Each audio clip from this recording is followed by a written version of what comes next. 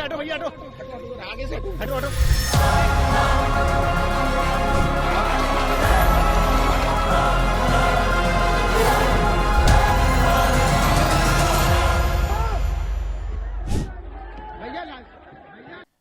गेल्या 4 दिवसांपासून न्याय हक्कासाठी लढा देणाऱ्या कामगारांच्या रोषानं नोएडाच्या औद्योगिक क्षेत्रात हिंसक वळण घेतलंय।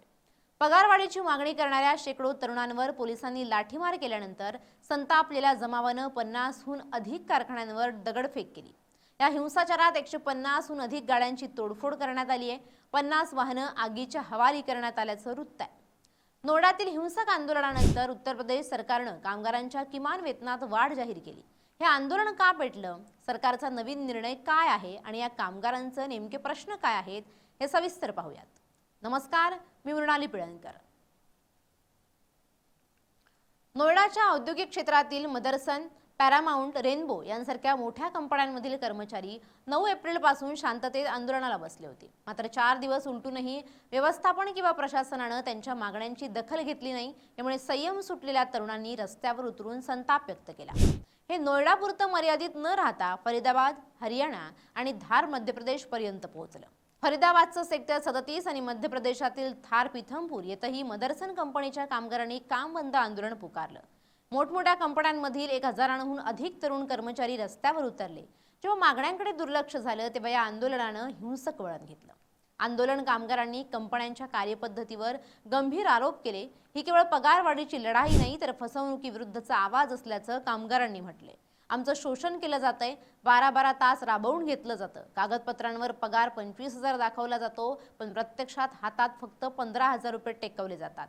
वर्षानुवर्ष पगारवाढ मागूनही केवळ 200-300 रुपयांची वाढ केली जाते असं आंदोलनकर्त्यांनी म्हटलंय। आंदोलन चिघळल्यानंतर योगी सरकारने डॅमेज कंट्रोल करत किमान वेतनात वाढ जाहीर केली। हा निर्णय 1 एप्रिल 2024 पासून लागू होईल। उत्तर प्रदेश सरकारने स्पष्ट केलंय की सध्या उद्योगांवर कच्च्या मालाच्या किमती आणि घटत्या निर्यातीचा दबाव आहे, तरी कामगारांचं हित जपण्यासाठी हा संतुलित निर्णय घेण्यात आला। आंदोलन चिघळल्यानंतर सरकारने तातडीने पावलं उचलली। अकुशल कामगारांच्या पगारात 1693 रुपयांची वाढ करण्यात आली, तर कुशल कामगारांना आता 16,025 रुपये मिळतील। तर उर्वरित लहान जिल्ह्यात अकुशल कामगारांना 1043 रुपये तर कुशल कामगारांना 1284 रुपये वाढ मिळणार आहे। ही वाढ कामगारांना तात्काळ दिलासा देण्यासाठी आहे। वेतन मंडळामार्फत कायमस्वरूपी तोडगा काढला जाईल असं आश्वासन मुख्यमंत्री योगी यांनी दिलं। सोशल मीडियावर किमान वेतन 20,000 रुपये झाल्याच्या अफवा पसरत आहेत।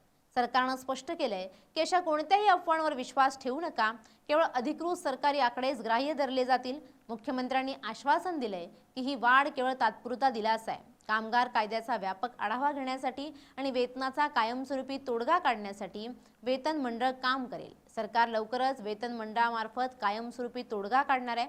नोएडातील हिंसाचार हा कामगारांच्या साचलेल्या असंतोषाचा परिणाम होता। सरकारने पगार वाढवून तात्पुरती मलमपट्टी केली असली तरी कागदावरचा पगार आणि हातातला पगार यातील तफावत दूर करणं हे प्रशासनासमोरचं मोठं आव्हान असणार आहे। Bureau report, LS Marathi.